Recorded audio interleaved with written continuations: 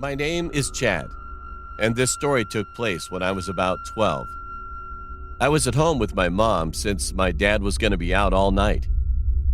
3 of my best friends came to my house for a sleepover party. We sat in my room playing PlayStation and watching TV. Soon, we noticed it was getting pretty dark outside. Mom ordered pizza for dinner, so when the doorbell rang, we knew that the pizza had arrived. When my mom opened the door, my friends and I were just right next to her because we were pretty hungry at that time. So we waited for her to take her money out and pay for it. The pizza delivery guy seemed like he was in his mid-50s and looked pretty old. While my mother was taking her money out, he looked at us. And all of a sudden, a creepy grin appeared on his face, and his eyes were wide open. It was kind of weird, but we just laughed it off as we didn't think much of it. My mom handed him the money, the pizza guy gave us the pizza, and then left. We took the pizza into my room and watched Netflix while we were eating it. A few hours passed, and my mom came up to our room and said, "It's time for you guys to go to bed. If you need anything, just let me know." My friends brought sleeping bags from their home, so we all got ready to go to bed and lied down. I turned the lights off and went into my bed. We talked to each other for about 45 minutes until it was around 11:45, close to midnight, and we eventually got tired of it. We closed our eyes, not saying a word to one another. Later that night, I heard rustling coming from the backyard. It sounded like someone was walking on a pile of leaves. At first, I thought it was a cat walking around looking for food, as they usually do. However, the next thing I heard was a loud thump. It sounded a lot closer, and like it was hitting my wall. At that time, we already all got up from our spot and heard it. We were so scared to look outside through the window and check what was going on. And then, we saw a hand on the window, lifting it up much higher.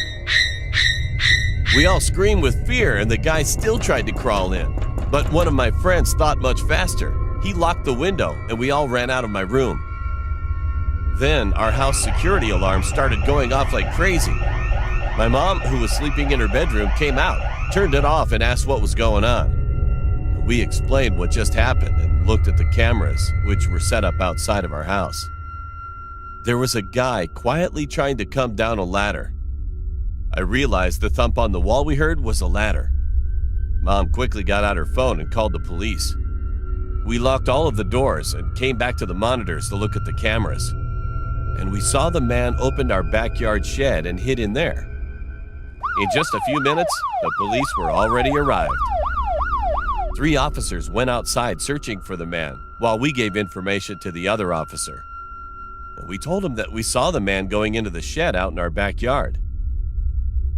One of the police was holding a gun, and the other 2 were approaching closer to the shed. In the blink of an eye, they had entered the shed, found him in the shed hiding, put him in handcuffs to arrest him. They brought him out front and put him in the back of a police car. That time, lots of people heard the noise, came outside to see what was going on, and surprisingly, the cops found some things like a knife, hammer, and others from his pocket. As he was in the back seat of the car, he looked at us and gave us a creepy grin with wide eyes. At first, I couldn't see his face clearly, but when I concentrated on focusing it more visibly, I was shocked. It was the pizza delivery guy. After that, the police handled the situation, so we could go back to sleep again that night. I don't know what this guy would have done to us if he had successfully got inside. Looking for a new roommate is always a daunting task. Even though you interview and take the time to get to know that person, you don't truly find out who they are until you start living with them. I had begun searching for a roommate after I decided to leave my current residency. I was contacted a couple of hours after placing an ad on the Facebook Marketplace. The message read, "Hey Chris, I'll be moving out of my current apartment this August, and I'm looking to room with someone new, as my roommates are moving to California this year. I'm 27 and I'm currently going to school. When I'm not at school, I enjoy hiking and watching movies. I also apprentice at a taxidermy shop on the days I don't have class. Hope that's not weird. It's always been a fun hobby of mine. Anyway, I'm looking forward to hearing back from you. Have a great day, Lunaire. My first and most obvious reaction after reading the message was to check her profile. She was of medium height, had long, messy blonde hair and green eyes. In her profile picture, I saw her standing with a man and a woman shoulder to shoulder. They each adorned goofy grins and held up peace signs. Under the photo, the caption read, "Love my roommates." I smiled to myself and decided to send her a message back.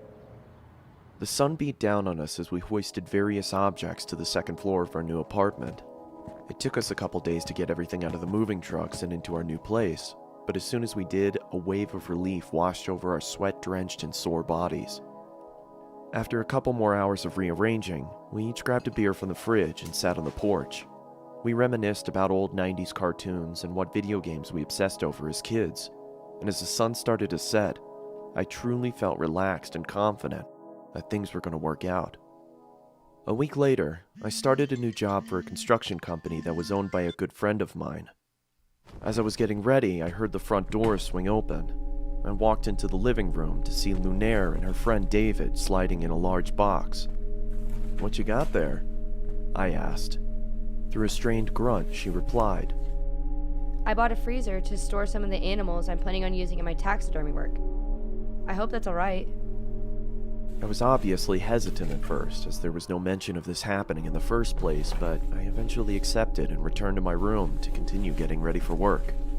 I came home at around 9 p.m. after having a couple of beers with friends and noticed that the freezer was nestled snugly in the lower part of the pantry. A low hum could be heard reverberating off of the inner walls. I was curious to see what was inside, but didn't want to intrude on Lunaire's business, so I went into my room and changed into more comfortable clothing. After changing, I came back out into the kitchen and started making a sandwich. I opened the fridge and grabbed what I needed. As I turned around, I stubbed my toe on the edge of the island countertop and let out a long, exasperated grunt. Through my frustration, I slammed the fridge door shut and checked my toe to see if there was any bleeding. As I raised my head back up, I was greeted by a shadowy figure. Lunaire was standing in the doorway leading to her room. The darkness behind her almost seemed to envelop her. Is everything okay? She said in a deadpan tone. "Shit, yeah, I'm sorry. I just slammed my toe into the corner of the countertop as I was making a sandwich. I hope I didn't wake you." It's fine. She said in the same deflated tone as before. She then turned around and walked back into the darkness of her room. I could tell that she was pissed, so I quietly made my sandwich and retreated back to my room as well, only hearing the low hum from the freezer as I closed my door. I had the next day off, so I was able to sleep in a little longer than usual. When I finally emerged from my room, I walked into the kitchen to make breakfast. As I opened the refrigerator, I noticed that the light wasn't turning on and there was a lack of cold air escaping from inside. I turned around and flipped the light switch to confirm my suspicion. Sure enough, the power was out. "Damn it," I muttered under my breath. I walked over to Lunaire's room and knocked on her door to tell her about the power outage if she didn't already know, but there was no answer. I then remembered that she had classes that day and probably wasn't home. I walked back to the kitchen and past the pantry. As I did, I slipped on the floor but was able to catch myself on the countertop. "What the?" I angrily exclaimed as I looked down at the floor trying to figure out what I had slipped on. It was blood, and it started to leak from the corner of the freezer and pool onto the floor. I quickly tried to open the freezer to find out the cause of the viscous liquid, but then I noticed that it had a padlock attached to it. I don't remember seeing that before. I ran out to my car and grabbed my toolbox from the back seat. I approached the freezer and set my tools down on the nearby countertop. I then pulled out a small pair of bolt cutters and snapped through the metal of the padlock. It fell to the ground with a large thud. I creaked open the top of the freezer and was greeted with a putrid stench that permeated my nostrils. I quickly pinched my nose and walked away gagging in response. "I guess I should have realized that was going to happen," I muttered to myself in between gags. After gaining my composure, I grabbed some gloves from under the sink and started taking inventory. I could see a couple of dead birds and plastic bags wedged into the corners of the freezer. I took each bag out and set them in the trash can nearby. That's when I noticed that the blood was coming from the corner of the larger black bag. I don't know why, but I decided to open the top of the bag and peer inside. I was greeted by large, milky white eyes, a swollen black tongue surrounded by cracked and bloated lips, and the matted hair of a human head. I swiftly dropped the bag and fell backwards onto the floor. My breathing had ceased to exist, and I grabbed the trash can next to me and expelled my disgust into it. I then ran out the door, got into my car, and called the police. As I sat in the interrogation room with a blanket over my shoulders, I couldn't help but think about the face I'd seen. It looked so familiar. That's when it finally hit me. I pulled out my phone and looked at Lunaire's profile picture. It was her old roommate, the one she said was moving to California. When the detective entered the room, she started the questioning process, asking me if I started noticing any weird behavioral occurrences around the apartment. Yeah, I stubbed my toe the other day and she creepily stood in the doorway. It seemed like she was pissed, but for some reason I had a strange feeling like she was concerned about something. That's when I connected the dots. She didn't come out into the kitchen because she heard me stub my toe. She came out into the kitchen because she thought I slammed the freezer instead of the fridge. A cold sweat started to form on my forehead as my surroundings became blurred. I could hear a low whine slowly starting to cover up the words of concern from the detective. As my vision started to clear, I could see another officer enter the room and whisper something into her ear as he handed her a piece of paper. "Do you have somewhere you could stay at?" she asked. I mean, I was planning on staying with my parents. They live about 30 minutes outside of town. Okay, she paused. Listen, I don't want to worry you, but we found this picture inside of your apartment. She slid the piece of paper across the table, and I immediately felt like someone kicked me in the chest. The head of Lunaire's other roommate sat on the chair. In the background, scrawled on the wall in blood, read, "Love my roommates. All of them."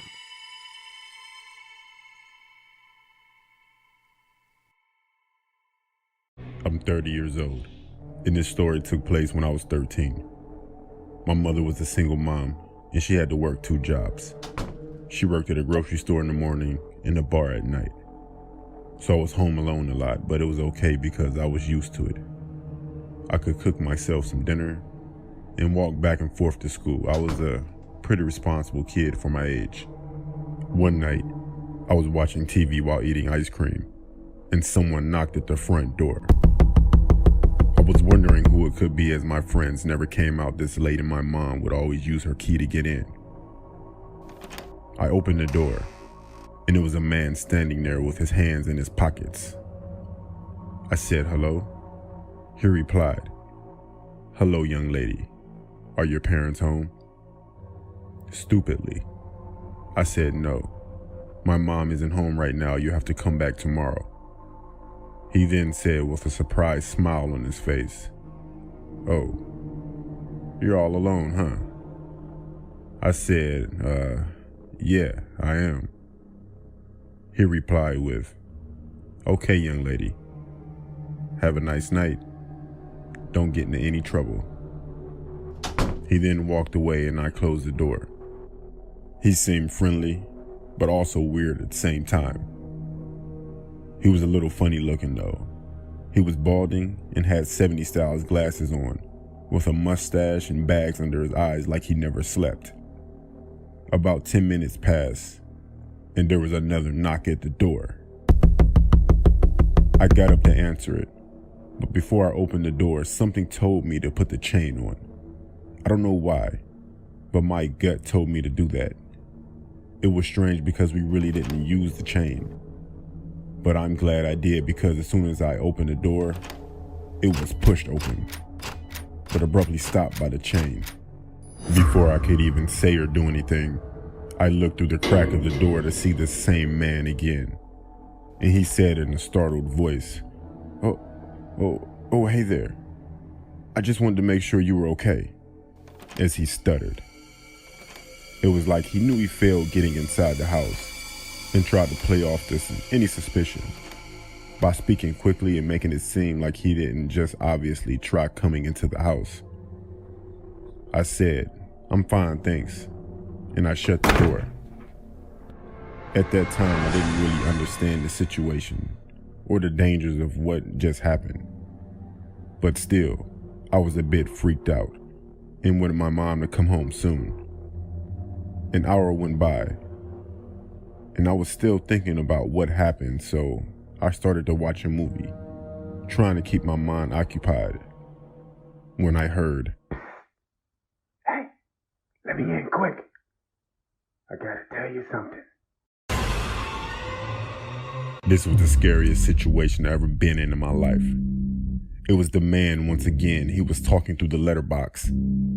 I shouted, "Leave me alone." The letterbox closed.